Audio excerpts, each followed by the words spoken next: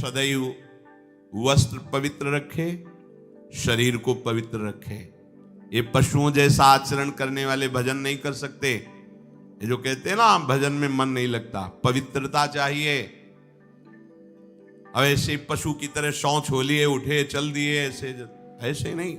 पवित्रता, शौचाचार का निर्वाह कीजिए। लघु शंका भी जाइए तो जल लेकर जाइए। इंद्री का प्रक्षालन, फिर हाथ का प्रक्षालन, फिर 3 बार आचमन, राधा वल्लभ श्री हरिवंश, राधा वल्लभ श्री हरिवंश। जैसे शास्त्रीय विधान में केशवाय नमः, नारायणाय नमः, माधवाय। पवित्र रहिए। देखो भजन कैसे नहीं होता। सर्दी गर्मी सुख दुख आदि द्वंद्व हर्ष विषाद आदि जो है इनको सहना सीखो। भगवान भी आदेश करते हैं, मात्रा स्पर्शास्तु कौन्ते शीतोष्ण सुख दुखदा आगमा पायनो अनित्यास्तास्तितिक्षस्व भारत। जो इनको सह जाता है वही परम पदवी को प्राप्त होता है। थोड़ी सी गर्मी आहा, थोड़ी सी सर्दी आहा, पूरे जीवन गर्मी। पैर की त्वचा ऐसी हो गई थी कि बंबूल का कांटा टूट जाता था, घुसता नहीं था। जीवन में कभी पादुका ही नहीं, तो चमड़ी इतनी मोटी हो गई थी पैरों की। सर्दी गर्मी जैसा आप इसको, आप देखो यहां आप कौन सा स्वेटर पहनते हैं? जीवन में कभी नहीं। सर्दी में क्या होता है, यहां ये त्वचा नहीं क्या? हमें तो लगता है काफी सुकोमल अन्य अंगों से यहां की त्वचा है, कपोल, नासिका, नेत्र आदि। यहां क्या पहनते हो सर्दी में? क्या बिगड़ जाता है? क्योंकि अभ्यास है, गर्भ के बाद निकलने के बाद यहां कुछ ढका ही नहीं, यहां कुछ नहीं ढका, तो पूरे जीवन ढकने की जरूरत नहीं।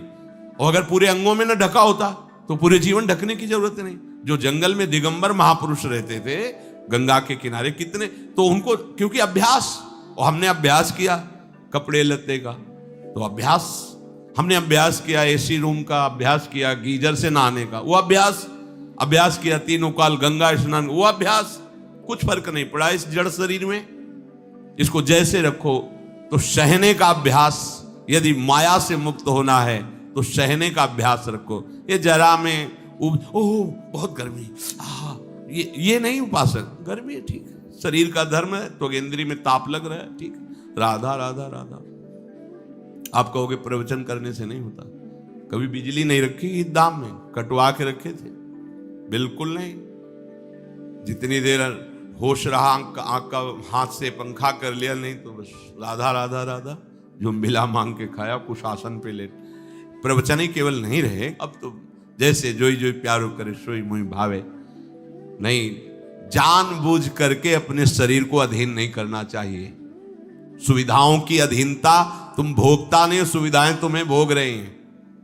जितना तुम सुविधा भोगी बन जाओगे उतना तुम कमजोर हो जाओगे। सीधे प्रकृति का वार सहो, तुम महात्मा सुदृढ़ बलवान हो जाओगे। तुम्हारे आगे समर्थ शब्द लग जाएगा। जो प्रकृति के और विकारों के वेगों को सीधे सहता है उसे महात्मा कहते हैं। समहात्मा सुदुर्लभा यम ही न व्यथयन्ते पुरुषम पुरुषर्षभ सुख दुख समा। जिसका सुख दुख समान भाव, किसी भी वेग की व्यथा से हृदय व्याकुल नहीं होता, वो भगवान को प्राप्त करने का अधिकार प्राप्त कर लेता है। इसलिए सहनशीलता। सर्वत्रात्मनेश्वरान वीक्षाम कैवल्य मनिकेतताम विवक्त चीर वसनम संतोषम एन केनचित। ये ध्यान रखो कि तुम कभी प्रभु से अलग नहीं हो। सर्वत्र भगवान हैं तो यहां भी हैं, सब समय में हैं तो इस समय में भी हैं, सब में हैं तो हम में भी हैं, सबके हैं तो हमारे भी हैं। हम कभी भी प्रभु से विलग नहीं हूं। एकांत सेवन तुम्हारा स्वभाव बन जाना चाहिए। चाहे जो हो, थोड़े समय के लिए तो एकांत बैठो। एकांत मिला तो मोबाइल का संग कर लिया, एकांत मिला तो मित्र बना लिए, बैठ के प्रपंच वार्ता कर रहे हो। नहीं, अगर भगवत प्राप्ति करनी, माया मुक्त होना है तो एकांत एकांत ही होना चाहिए। भले 100 लोग हैं, हमारा किसी से कोई संबंध नहीं, और हम बैठे हैं अपने आराध्य देव के चिंतन में, हम एकांत हैं। और गुफा में बैठे हैं, शरीर एकांत है, मन से चिंतन संसार का हो रहा है, प्रपंच में है, एकांत में नहीं है। एकांत शब्द का अर्थ समझना चाहिए। हम एकांत को सीधे गुफा या कहीं एकांत ऐसे, एकांत का अर्थ है एक के सिवा दूसरा कोई नहीं, अर्थात एकमात्र भगवत चिंतन में डूबा हुआ उपासक। बाजार में बैठा हुआ भी एकांत है, सभा में बैठा हुआ एकांत है, और प्रपंच का चिंतन करने वाला बंद कमरे में भी प्रपंची है, गुफा में भी प्रपंची है। जहां आप रह रहे हो उसे ये मेरा घर है ऐसी भावना का त्याग कर दे। अनिकेत ये भगवान का दिया हुआ वास स्थान है, कुछ समय के लिए इसमें शरीर निर्वाह कर रहे हैं, ये भी छूटेगा और ये भी छूटेगा। जैसे स्टेशन में बैठा आदमी आराम से, पर वो बैठा इंतजार कर रहा है कि कब हमारी गाड़ी आवे और उस पर हम यात्रा करें। बस ऐसा ही कुछ स्टेशन जैसा विश्राम है, कब मृत्यु आवे, शरीर छूटे, हम प्रिया प्रीतम को प्राप्त हो। ये न मेरा था, न मेरा है, न मेरा रहेगा। ये न मेरा था, न मेरा है, न मेरा रहेगा। गृहस्थ हो तो पवित्र वस्त्र पहने, और त्यागी हो तो जैसे मिल जाए भगवत कृपा से वैसे वस्त्र पहने। प्रारब्ध के अनुसार तुम्हें जैसी व्यवस्था मिली उसमें संतोष करना सीखो, मांग मत रखो। प्रभु की प्राप्ति के लिए खास बात ध्यान रखनी है, अपनी उपासना में दृढ़ श्रद्धा रखो और सर्वश्रेष्ठ भाव रखो, पर दूसरे किसी की भी निंदा ना करो। अगर किसी की भी निंदा करोगे तो फिर माया तुम्हें मुक्त होने नहीं देगी। मन को, वाणी को, शरीर को संयम में रखो, अर्थात भगवत भजन, भगवत वार्ता और मौन। मन का संकल्प विकल्प रहित होना, विषयों का चिंतन न करना, प्रभु के रूप का, नाम का, धाम का, लीलाओं का चिंतन करना। शरीर का शास्त्र संयम से वर्ताव करना। अब माया मुक्त होते चले जाओगे। इनमें किसी में भी त्रुटि ना हो, सावधानी रखो। अपनी इंद्रियों को सावधान रखो, किसी के दोष न देखने पावे। कोई गलत चेष्टा देखेंगे तो ये भी गलत करने के लिए तैयार हो जाएंगे। हे राजन, श्रवणम कीर्तनम ध्यानम हरेरद्भुत कर्मणः जन्म कर्म गुणानां च तदर्थे अखिल चेष्टिता। श्री भगवान के बड़े अवतार हुए हैं, बड़ी अद्भुत अद्भुत लीलाएं हैं। प्रभु का प्रकट होना, लीला करना, दिव्य गुणों का वर्णन, यदि आप इनको गाएंगे लीलाओं को और श्रवण करेंगे तो मोह की बात क्या, महामोह का भंजन हो जाएगा। बड़ी सामर्थ्य भगवान के चरित्रों की, महिमा बड़ी है। अगर इनको आप सुनेंगे, बार बार सुनेंगे, तो आपको और कोई साधन करने नहीं पड़ेंगे, अपने आप सब साधन प्रकाशित हो जाएंगे। जहां कहीं कभी भी किसी का उद्धार की बात आई है तो वो भगवत चरित्र सुनने से ही आई है। शरणागति श्रवण से ही प्रारंभ होती है, भक्ति भी श्रवण से ही प्रारंभ होती है, पूर्णता भी श्रवण से ही होती है। श्रवण सुजस सुनी आयऊ, और श्रवणम कीर्तनम स्मरणम, पहला श्रवण। खूब भगवत चर्चा सुनने का स्वभाव बना लेना चाहिए। पर देखा जाता है कि 20 वर्ष भगवत चर्चा सुनने पर रंग नहीं आता, क्योंकि ये तो बना लिया स्वभाव कि जहां भी कथा हो रही सुन रहे, और बाद में निकले तो बख्शते वो किसी को नहीं, सबकी निंदा करते हैं। बस किसी एक की प्रशंसा, एक की निंदा, तुम्हारा सारा का सारा सत्संग बेकार हो गया। अगर सत्संग को सुरक्षित रखना है तो ना किसी की स्तुति, ना किसी की निंदा, जो सुना है उसको अपने जीवन में मनन करते हुए उतारे। प्रभु की लीलाओं का श्रवण और प्रभु के नाम का कीर्तन और प्रभु के रूप का ध्यान, ये तीन बातें बहुत जल्दी भगवत प्रेम प्रकट कर देती है। ये तीन बातें बहुत जल्दी भगवत प्रेम प्रकट कर देती हैं। प्रभु के अवतार लीला चरित्रों का खूब गायन करे, खूब श्रवण करे, भगवान की अवतार लीलाएं भी हैं और प्रभु की प्रेममय निकुंज लीलाएं भी हैं। तो अगर आपका निकुंज लीला में प्रवेश नहीं है तो प्रथम सुने भागवत, भक्त मुख भगवद वाणी, भगवान के अवतारों का, भगवान की अवतार लीलाओं का श्रीमद् भागवत में खूब बढ़िया वर्णन है। पढ़ो, सुनो, क्या होगा इससे? मोह का नाश हो जाएगा। दूसरी बात, नाम कीर्तन, ये तो महान अमृत है। बिल्कुल विश्वास कर लो, नाम कीर्तन अमृत है। ताली बजा के, मंजीरा बजा के, ढोल बजा करके, नाच करके, जैसे बने, अकेले, चार लोग, जैसे बने, नाम संकीर्तनम यस्य सर्व पाप प्रणाशनम। देखो, भगवत चर्चा ने महामोह का नाश कर दिया और भगवान नाम कीर्तन ने सब पापों का नाश कर दिया। नाम संकीर्तनम यस्य सर्व पाप, सर्व, पीछे बीच में जो भी जमा संचित कृप, सबको भस्म करने की सामर्थ्य नाम कीर्तन। ये जो राधा राधा आप बोलते हैं, बहुत अमृत है, बहुत अमृत। और प्रभु के रूप का ध्यान, ये तीन बातें बहुत जल्दी माया मुक्त कर देंगे, आपको भगवत प्राप्ति करा देंगे। प्रभु के रूप के ध्यान के लिए ही दिव्य श्यामा श्याम ने बिहारी जी का रूप धारण किया। ये किसी मूर्तिकार की रचना नहीं है।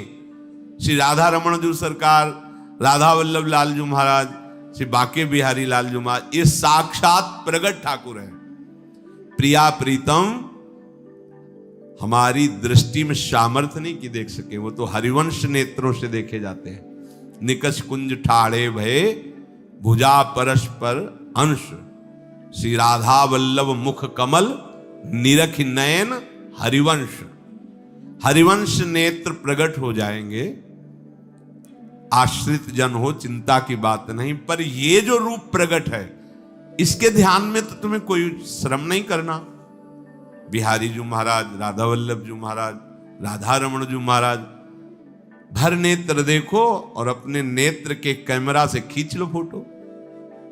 अब आप फिर इधर देखो, उधर वैसे ही खड़े नजर आ रहे, वैसे मुस्कुराते हुए दिखाई दे हर समय। और ये आदेश कर रहे हैं हरिवंश महाप्रभु, सब सोहित निष्कामति, श्री वृंदावन विश्राम, श्री राधा वल्लभ लाल को हृदय ध्यान, मुख नाम।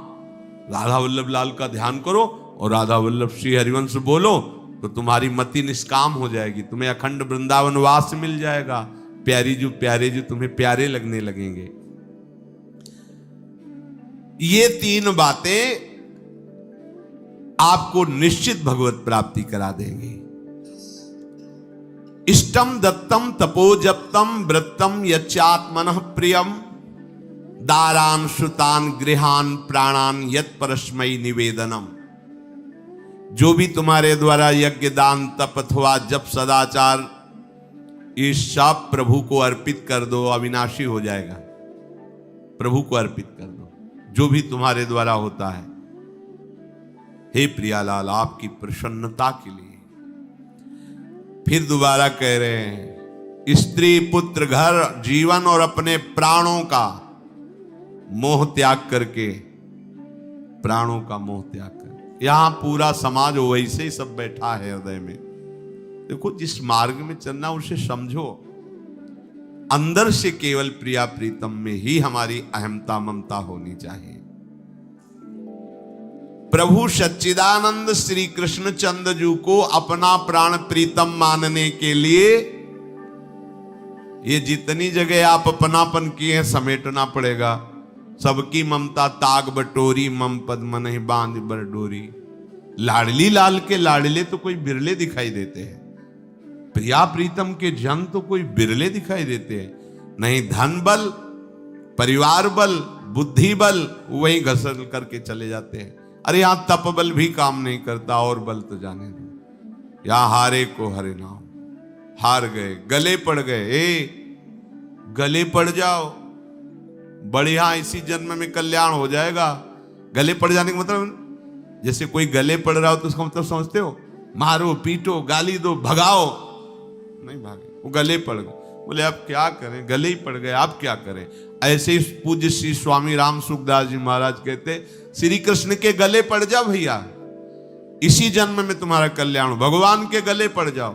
गले आप तो जैसे भी अब आपके हैं, अब तो हम खूब अल्लाह मचा कहेंगे कि राधा वल्लभ लाल के, तुम्हें अपनी इज्जत बचा लियो तो सुधार लो हमें, समझ गए, ये गले पड़ला।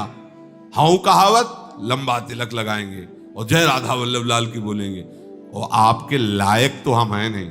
अब आपको अपने लायक बनाना कि आपका दास कैसा होता है, तो आपको बनाने के लिए कोई मशीन की जरूरत नहीं, आप ऐसे बना दोगे, बना देना।